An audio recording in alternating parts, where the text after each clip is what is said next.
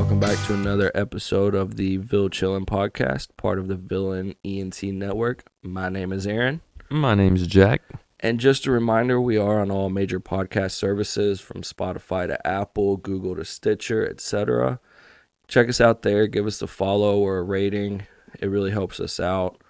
And definitely please consider subscribing to this channel or leaving a comment on a video. Whether it's, just suggesting a different video or anything, whatever you want us to talk about related to Louisville, Kentucky, just drop us a comment. Also, don't forget to subscribe to our other Villain ENT channels, Ville Grillin' and Ville Gaming. The grilling one is definitely lackluster, lost some footage, but the gaming one, Jack's going hard. I was rocking some Tony Hawk the other day. I got a pretty really nice, awesome combo, didn't you? Yeah, but then I fell. So well, I'll get them next time. Either way, check out that short. It's pretty funny and it's really, really quick. So yeah, with that, today's episode actually continuing the Louisville businesses series. I guess that we filmed an intro a few weeks back, and now we're kind of taking a deeper dive. So expanding on the businesses we already talked about. Yeah, so that list kind of hit the three major topics on this site. There's major employers, and then there was top private companies and top public sector companies. So today we're just going to be talking about the major employers, and we basically, because it's a pretty long list, we can't touch on all of them, but we will be touching on all of them who employ over 10,000 people. I think is where we kind of drew the line. So we got these top 6 here. And the goal is to just kind of run through, give a quick history, mostly a history of how and why they're in Louisville. And I guess kind of what still keeps them relevant as a Louisville business today, what's really kept them going, making them Louisville's largest employers.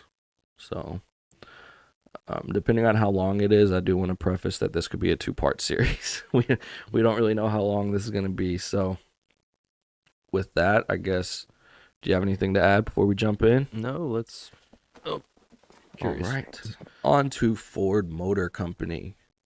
So Ford actually began production in Louisville at 931 South 3rd Street with the Model T in 1913. So they've been here a long time. They opened a new plant at 3rd and Eastern Parkway in 1916. And in 1925, they moved to Southwestern Parkway on the river. The current facility that we know of on Fern Valley Road opened in 1955. And then the Chamberlain Lane location opened in 1969. So they've been here a long time. And looking a little bit into the history of why they came here, because obviously car production, especially at the time, was Detroit. They're the Motor City. So why here? And it came down to, one, distribution ability, which we already covered kind of with UPS, but then also with the high demand for supplies to operate the plants, Henry Ford understood the resources Kentucky had and its logistical positioning. So Ford bought coal mines, timberlands, railroads, river ports. He literally just bought these things up to make it easier to receive supplies and ship out cars. And they were building like 12 cars a day at first, I think, Model Ts back in 1913. And when you're talking about putting things together pretty much by hand, that's not bad. I can't build a car in a day, so not one. Of course, the assembly line was there, but what they would do is they would actually ship the cars in parts, kind of. I guess like you had the body shipped in, the doors shipped in, the engine probably came in pretty much complete and would be shipped in. And so all they had to do was just assemble the major pieces. They weren't like bending the metal and everything there yet, which is what they do today. Like it's full-fledged production and assembly today. Ford and Louisville have always had quite a symbiotic relationship. with Ford receiving state and local tax incentives in return for continued investment and advancement of the local plants, such as Ford's green advancements that they kind of promised to, with dropping vehicle emissions and using as many recyclable materials as they could. So with them agreeing to that, Kentucky and Louisville was kind of like, okay, we'll give you a tax break as long as you show us proof you're doing it. Just plant a couple trees. Exactly. But it's also important because Ford almost left Louisville at least once. And like they had to send a rep up to Detroit to fight for the right to stay here, I guess. Beastie Boys. But yeah, I mean they almost left, so that's another reason we gave those tax incentives. But those tax incentives pay off big time when you consider all the jobs, the sales taxes, and everything else. Everything else, like that generates millions of dollars in tax revenue. How many people? How many people's employed here by Ford? 13,000. So that'd be 13,000 people without a job. Like that'd be Right. So on top of that, yeah. I mean, I guess UPS could expand, but that's they don't build cars though. Right. So that's the thing. Like we don't get sales tax off of UPS or anything like that. We get sales tax off of Ford. Ford has to sell those vehicles. We get all the different things. And I mean, that's why Ford's so big here, you know. Dare I start a war? The most popular vehicle, sports car that I see in Louisville is the Mustang. Like, let's be honest, and I don't think those aren't even produced. We have here, a friend who has a Mustang tattoo on the side. On his side. Yeah. So I mean, it's just ingrained in, just kind of like UPS. You know, they're just here, and as long as that, like I said, symbiotic relationship continues, they probably have no real reason to leave. So. Glad they stayed. Yeah, absolutely. I mean, like you said, 13,000 people without jobs. That alone is detrimental to not only the people but the local economy. Mm-hmm. You know, that's 13,000 people not able to pay their utilities, their mortgages, buy food, produce income for other local businesses. So, all right, on to Humana, who employs 12,000, a little over 12,000 people, which is still pretty good. The company was founded in 1961 in Louisville, actually as a nursing home company called Extended Care Inc., and eventually became the largest nursing home company in the country. In 1972, the founders decided to sell the nursing homes and instead purchase hospitals, and they chose to change the name to Humana in 1974. And the name change was intended to kind of change the public perception of hospitals to be more people-based and demonstrate a higher level of care, to really kind of get back, to put the hospitality back in hospitals, you know, Humana, human, you know. Play on yeah, that was their goal.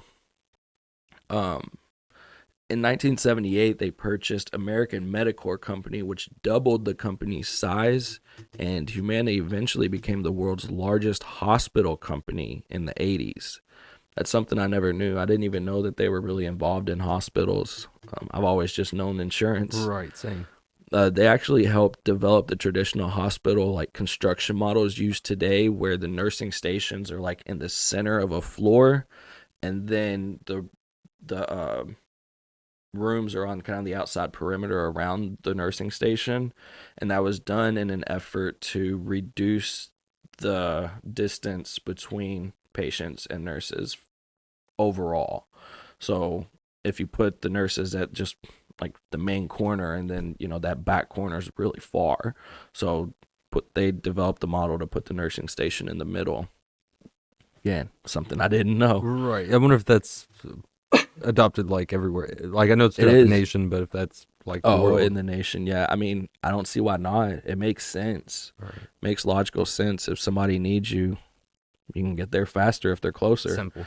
It also kind of opened it up to where it's kind of a double corridor model. So you can have traffic going both ways on the ends and stuff. There's less hallway congestion and things like that. And so around that time in the 80s, one hospital in Arizona lost a contract with the largest HMO in the area. So Humana decided to create its own insurance plan. And I guess that would be the birth of what we know as Humana. In 1993, Humana owned 77 hospitals, becoming the largest hospital operator in the country. The executives decided to split the hospital operations and the insurance operations, and the hospital portion went under Galen Healthcare, which was ultimately sold in 1994, leaving Humana pretty much just operating in the insurance space. In 2008, Fortune magazine named Humana as one of the top 5 most admired healthcare companies in the U.S. In 2010, Humana purchased Concentra, which included urgent care and physician therapy centers, which kind of put Humana back into actually providing healthcare, not just insurance again. But they ended up selling Concentra in 2015 for about $1 billion. Wow. Probably a good sale. Probably a quick turnaround there. Yeah. Guessing. Also in 2015, Aetna attempted to acquire Humana, but the merger was blocked by a federal judge in 2017, stating it violated antitrust laws by reducing competition between insurance companies, which makes sense. I mean, when you think insurance, you think Humana, Aetna, Blue Cross Blue Shield. I think that's it. That's all I think of off the top of my head. Kaiser. But Kaiser's an HMO like in California. So, I mean, either way. In 2018, Humana joined 2 private equity firms in the acquisition of Kindred Healthcare. But part of that deal was splitting Kindred Healthcare from like insurance and stuff to part of it being home health, hospice, and community care. And Humana only bought it in for 40% ownership of that home health hospice care portion for whatever reason. I guess it's just the only portion they wanted in on. And then earlier this year, in April 2022, it was announced Humana would sell 60% of its 40% ownership to another private investment company. So following that story, Humana has taken a strategy of growth via acquisition and sales and mergers. And I mean, they've undoubtedly established themselves as an industry leader in healthcare and health insurance. But I mean, they definitely played the acquisition market, which is actually a pretty popular thing in the healthcare space. So I'm not surprised to see that at all. I've read that about other companies. I mean, I've been industries right now, just healthcare. I mean, that's a lot of them. I mean, that's the. I guess because I technically work in like benefits administration, I've been part of multiple acquisitions. So you'll see it as part of your work. I've been there, yeah, and I see it happen all the time. So, but like I said, regardless of how they grew, they definitely established themselves as industry leaders, even in things that they're not technically a part of anymore, like the hospital designs and things like that. And again, they employ over 12,000 people, so that's pretty huge just in Louisville. And the last one on our list, U of L Health. So U of L Health was interesting. I wasn't quite sure how to word it because U of L Health was technically founded in 2019 as an academic medical health system. But basically what happened is Kentucky One and Catholic Health Initiatives, so the previous owners of like St. Mary and Elizabeth, U of L Hospital ended up using, or U of L Health used part of the University Medical Center funds to purchase those hospitals back in 2019. So that's why they have such a late founded date, even though we know Louisville's been practicing medicine a lot longer than that, right? So U of L Hospital was founded in 1837 and then known as Louisville City Hospital. And it was the teaching hospital of the University of Louisville, which is the 9th oldest medical school in the U.S. That's pretty old. In 1911, the U of L hospital housed the world's first emergency room, and to this day is the region's only level 1 trauma center. I didn't know that. I didn't either. I knew U of L played a major role in healthcare and stuff in medicine, but I didn't know. Yeah, and I couldn't even really get into that. They've done a lot, but this is just kind of the highlights of what I could find and things that blew my mind a little bit. The current hospital was built in 1979 and is the 5th largest hospital in the region. And back to that 2019 acquisition of those hospitals, each individual hospital has its own unique history.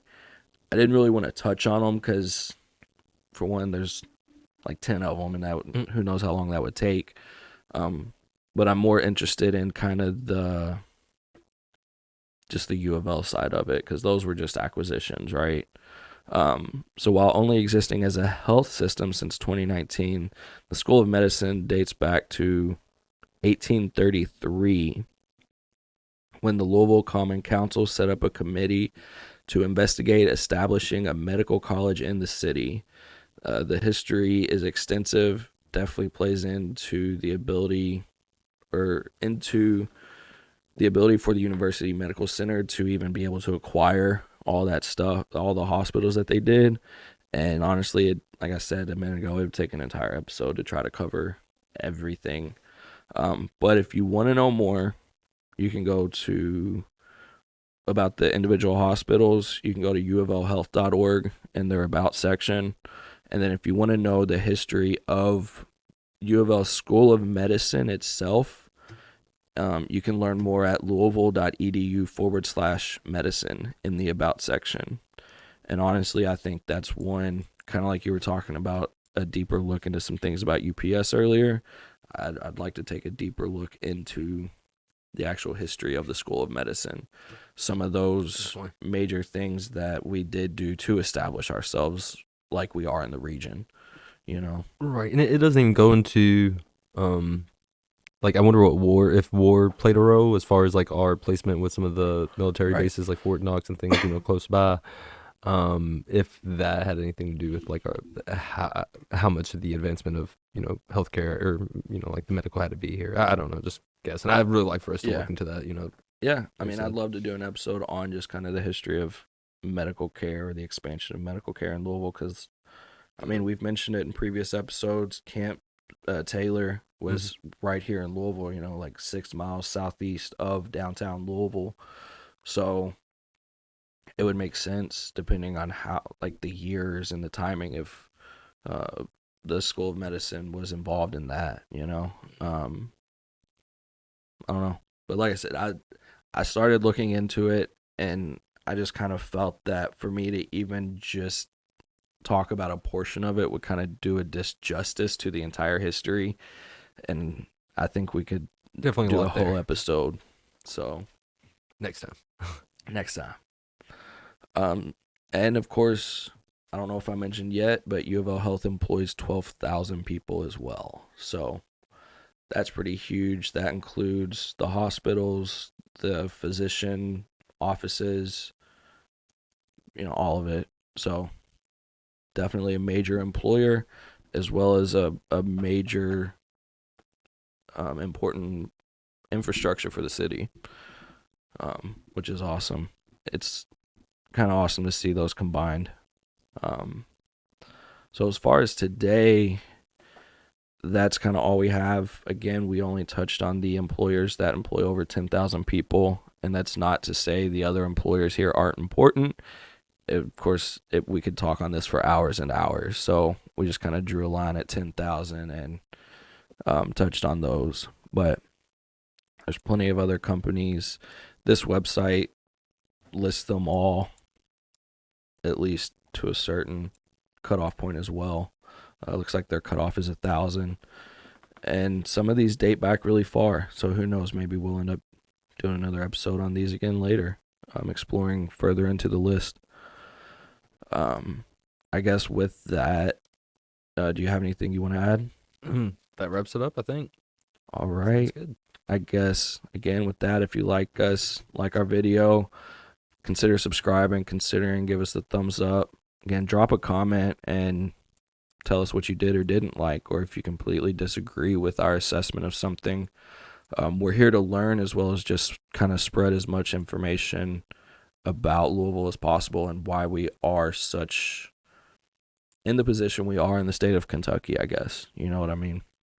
So, with that, as always, be blessed. Bless someone around you.